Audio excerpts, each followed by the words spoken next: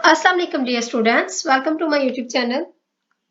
आज जो हम डिस्कस करेंगे वो है कंपाउंड्स, जैसे कि वैलेंसी एलिमेंट्स, और हमने जो इसकी ब्रांचेस को डिस्कस किया था, इसी तरह हमारे पास जो कंपाउंड्स हैं वो भी केमिस्ट्री में बहुत ज्यादा इंपॉर्टेंस रखते हैं। अब देख लेते हैं कंपाउंड्स होते क्या हैं। कंपाउंड्स हमारे पास ऐसे सब्सटेंसेस हैं जो दो या दो से ज्यादा एलिमेंट्स से केमिकली कंबाइंड फॉर्म, ठीक है, मिलकर बनते हैं with a fix ratio by mass. यानी इसको आप डिफाइन कैसे कर सकते हैं? Compound is a substance. अब सब्सटेंस क्या था? सब्सटेंस हमें पता क्या है? Pure form of matter. ठीक है, प्योर फॉर्म ऑफ मैटर की जो प्योर फॉर्म है उसको बोलते हैं सब्सटेंस। सब्सटेंस ही है हमारे पास compound. Compound is a substance which is made up of two or more than two elements chemically combined together by a fixed ratio। ठीक है, फिक्स रेशियो। अब इसमें बहुत ज्यादा इंपॉर्टेंस रखती है। फिक्स रेशियो अब है क्या? ठीक है, हमारे पास जो कंपाउंड्स है ना उनमें फिक्स रेशियो जो है बहुत ज्यादा इंपॉर्टेंस रखती है। अब उसको हम डिफाइन कर लेते हैं कैसे। फिक्स रेशियो के लिए सपोज मेरे पास क्या है, एक मॉलिक्यूल है।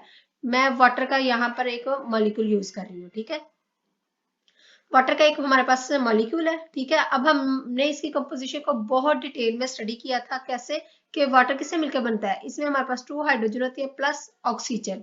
ऑक्सीजन का एक एटम होता है, 2 ऑक्सीजन जो हाइड्रोजन का एटम मिलकर वो हमारे पास क्या बना देते हैं? वाटर का एक मॉलिक्यूल बना देते हैं। अब इसमें हम देखते हैं रेशियो कैसे फाइंड करनी है। उन्होंने कहा था रेशियो को फाइंड करना है बाय मैस। अब हमारे पास दो यहाँ पे मैं सपोज यहाँ पर 2 मेरे पास हाइड्रोजन है, रेशियो 1 मेरे पास क्या है, ये ऑक्सीजन है। ठीक है, हाइड्रोजन का जो एटॉमिक नंबर है ना, एटॉमिक जो सॉरी एटॉमिक नंबर नहीं, एटॉमिक मास जो है हाइड्रोजन का वो 1 है। और जो मेरे पास है ऑक्सीजन, उसका एटॉमिक मास जो है वो मेरे पास वो हमारे पास पीरियोडिक टेबल में 16 होता है। ठीक है, अब यहाँ पे लिख लेते हैं हाइड्रोजन का एटॉमिक जो मास था वो कितना था, 1। और जो ऑक्सीजन का 1 × 16। ठीक है, 2:16। ठीक है, अब इसको सिंप्लीफाई कर लेते हैं। 2 1 2। ठीक है, 2 8 16। तो वाटर के मॉलिक्यूल्स में जो रेशियो आती है वो हमारे पास कितनी आई है? दोनों कंपोनेंट की कितनी है? 1:8। यानी हाइड्रोजन का हाइड्रोजन की जो रेशियो आई है वो 1 आई है, और जो ऑक्सीजन का ये वो 8 आई है। ठीक है, इस तरह हमने डेफिनेशन को भी डिफाइन कर लिया है कि डेफिनेशन के मुताबिक भी यही था ना कि आपने क्या करना है, 2 या 2 से ज्यादा कंपोनेंट। ये देखो हमारे पास यहाँ तो 2 है, या यहाँ पर मैं अगर कैल्शियम कार्बोनेट लेती तो वो 2 से ज्यादा हो जाने थे कंपोनेंट। ठीक है, 2 या 2 से ज्यादा आपने क्या लेने हैं, एलिमेंट्स लेने हैं, उसको आपने केमिकली कंबाइन किया। ये देखो हमने केमिकली कंबाइन किया, रिएक्शन जब किया तो ये केमिकली रिएक्शन अकर हुआ है, और इसको हमने बाय फिक्स मास रेशियो के थ्रू हमने फाइंड कर लिया है। इसी तरह अगर आप इसको मजीद फाइंड करना चाहते हैं तो हम एक और एग्जांपल से इसको सिंप्लीफाई कर सकते हैं। कैसे? हमारे पास क्या है, कार्बन डाइऑक्साइड। कार्बन डाइऑक्साइड क्या है? एक गैस है। ठीक है, ये अब हमें पता है कैसे मिलकर बनती है। हमारे पास एक कार्बन होती है और 2 ऑक्सीजन होती है। ठीक है, ये कंबाइन करती है तो हमारे पास क्या बन जाती है? गैस, कार्बन डाइऑक्साइड है। तो ये कार्बन हमारे पास क्या है? कोक।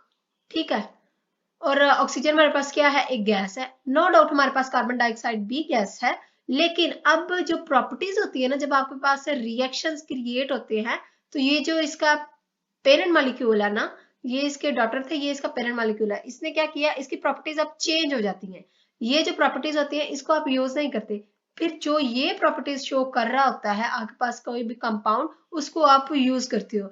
यहाँ पे अब जो गैस है, ऑक्सीजन भी गैस है, अब कार्बन डाइऑक्साइड भी गैस है, ये क्वेश्चन राइज होगा डिफरेंट स्टूडेंट्स के माइंड में कि ये भी तो गैस है वो भी गैस है, तो फिर प्रॉपर्टीज कैसे चेंज हुई?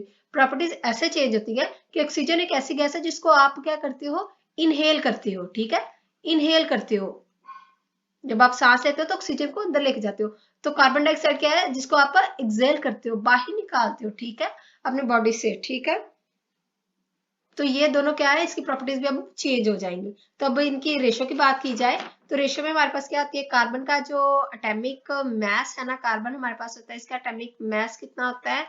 12। और ऑक्सीजन का आपको पता है कितना है? 16। ठीक है, ऑक्सीजन का एटॉमिक मास कितना है? 16। तो अब इसको फाइंड कर लेते हैं। अब कार्बन की यहाँ पे एक एटम यूज किया गया है, ऑक्सीजन की यहाँ पे 2 है, तो 2 × 16 तो 12। 16 2s are 32, ठीक है। अब इसको सिंप्लीफाई कैसे कर सकते हैं, सपोज मैं इसको 4 से सिंप्लीफाई करती हूँ। 4 3s are 12, 4 8s are 32। तो ये जो रेशियो आई है हमारे पास कितनी आई है, 3:8। ये किसमें आई है, कार्बन डाइऑक्साइड में। ये रेशियो आ गई है हमारी। ये दोनों रेशियो, ये दोनों जो एग्जांपल मैंने आपको इधर करके दिखाई है वो आपकी बुक में भी है, 9th क्लास की जो आपकी केमिस्ट्री की बुक है उसमें है। अब देख लेते हैं टाइप्स। कंपाउंड्स जो है ना उनको हम क्लासिफाई करते हैं 2 टाइप्स में। इसकी मेन जो टाइप्स है वो कितनी है, 2 है। एक तो ये होते हैं आयनिक कंपाउंड्स होते हैं, ठीक है। दूसरा ये होते हैं कि कोवलेंट कंपाउंड्स होते हैं, ठीक है। अब वन बाय वन इनको डिस्कस कर लेते हैं। आयनिक कंपाउंड नेम से ही रिप्रेजेंट हो रहा है कि ऐसे कंपाउंड्स जो कि आयनिक बॉन्ड की फॉर्मेशन के नतीजे में क्रिएट होंगे उनको क्या कहते हैं हम, आयनिक कंपाउंड्स। सपोज मेरे पास अब जो आयनिक कंपाउंड है, एग्जांपल ले लेते हैं सोडियम क्लोराइड की, ठीक है। ये भी एक आयनिक कंपाउंड है। या फिर पोटेशियम जो ब्रोमाइड है उसकी एग्जांपल ले लेते हैं। अब हमारे पास क्या है, सोडियम का जो एटम है ना इसके वैलेंस शेल में एक इलेक्ट्रॉन होता है, ठीक है। वैलेंस शेल में एक इलेक्ट्रॉन होता है। और जो क्लोरीन का एटम है ना उसके वैलेंस शेल में हमारे पास 7 इलेक्ट्रॉन होता है। कल जो मैंने आपको कॉन्फ़िगरेशन बताई थी, रिस्पोज सोडियम का एटॉमिक नंबर क्या था, 11। इसका शेल बना, इसका हम आउटर मोस्ट शेल में देख लेते हैं कितने इलेक्ट्रॉन होते हैं। ये इसका न्यूक्लियस है, 1 में 2, सेकंड में 8, 1 2 3 4 5 6 7 और 8। और ये इसका लास्ट वाला शेल है, ठीक है। और यहाँ पर एक इलेक्ट्रॉन है, ठीक है। अब इसके आउटरमोस्ट शेल में 1 इलेक्ट्रॉन है और जो क्लोरीन है उसके आउटरमोस्ट शेल में 7 इलेक्ट्रॉन है, ठीक है। अब क्या करना है, सोडियम ने अपना ये जो इलेक्ट्रॉन है अपना ऑक्टेट कंप्लीट करने के लिए ये इलेक्ट्रॉन को क्या क्या कर देगी, डोनेट कर देगी। ये इलेक्ट्रॉन जैसे ही सोडियम डोनेट करेगी, सोडियम पे आ जाएगा पार्शियली पॉजिटिव चार्ज, ठीक है। और क्लोरीन पे आ जाएगा नेगेटिव चार्ज, क्योंकि क्लोरीन ने ये जो एटम है उसका जो इलेक्ट्रॉन है उसको एक्सेप्ट कर लिया है, ठीक है। और इस दौरान जो बॉन्ड क्रिएट होता है ना इन दोनों के दरमियान, उसको हम क्या कहते हैं, ये क्या है, इसका आयनिक बॉन्ड है जो आयंस की फॉर्मेशन से क्रिएट हुआ है, ठीक है। तो ये थी कि आयनिक बॉन्ड्स क्या जो होते हैं, आयनिक कंपाउंड्स क्या होते हैं। आयनिक कंपाउंड्स जो है ना वो मॉलिक्यूलर फॉर्म में एग्जिस्ट नहीं करते, they don't exist in molecular form, molecular form में एग्जिस्ट नहीं करते, ठीक है। दूसरा ये कि आपके पास अब ये एग्जिस्ट किस में करते हैं, अगर ये मॉलिक्यूलर फॉर्म में एग्जिस्ट नहीं करते तो ये क्वेश्चन राइज होता है कि किस में फिर एग्जिस्ट करेंगे। तो ये एग्जिस्ट करते हैं आपके पास 3D क्रिस्टल लैटिस की फॉर्म में, लैटिस की फॉर्म में एग्जिस्ट करते हैं, ठीक है। इस फॉर्म में ये एग्जिस्ट करते हैं, ठीक है।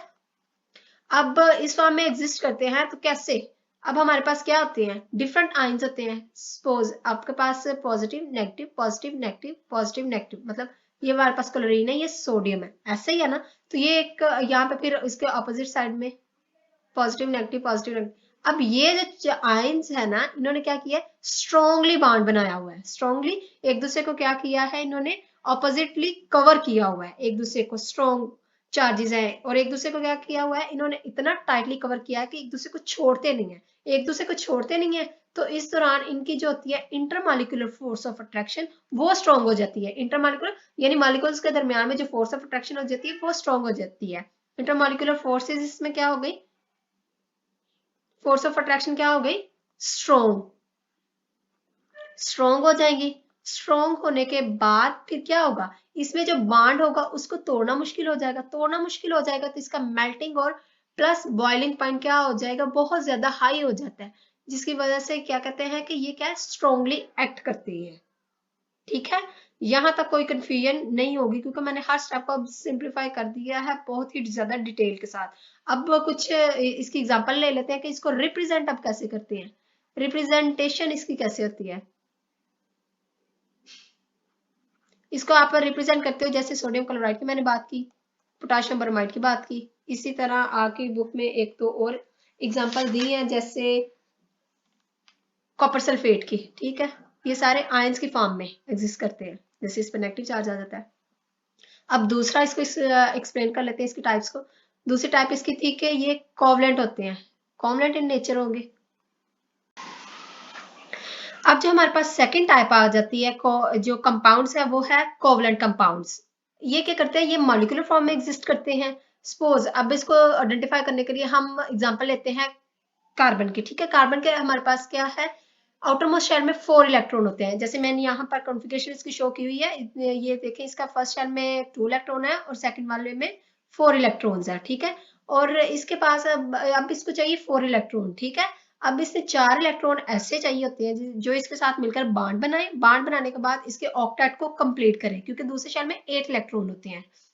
और इसके पास अब हमारे पास अगर देखी जाए दूसरा, अब कौन सा इसके पास एलिमेंट आएगा, उसके लिए देखते हैं। हमारे पास हाइड्रोजन है, हाइड्रोजन का एटॉमिक नंबर होता है 1। इसके आउटर मोस्ट शेल में कितने होते हैं, 1 इलेक्ट्रॉन होता है। ठीक है, अब इसे क्या करना है, इसको भी चाहिए कि इसने अपना डुप्लेट कंप्लीट करना है। डुप्लेट कंप्लीट करने के लिए ये क्या करता है, इस कार्बन के पास चला जाता है। एक तो इसका भी डुप्लेट कंप्लीट हो जाता है, दूसरा ये कार्बन को भी चाहिए होता है कि इसके भी बॉन्ड जो है वो कंप्लीट हो जाए, और इसको भी अपना ऑक्टेट कंप्लीट करने की जरूरत होती है। तो ये दोनों क्या करते हैं, अपनी म्यूचुअल शेयरिंग से बॉन्ड क्रिएट कर लेते हैं। ये जैसे मैंने यहाँ पे शो किया कार्बन है, यहाँ पर ये जो ब्लू डॉट्स आपको दिख रहे हैं ना, ये इलेक्ट्रॉन्स है।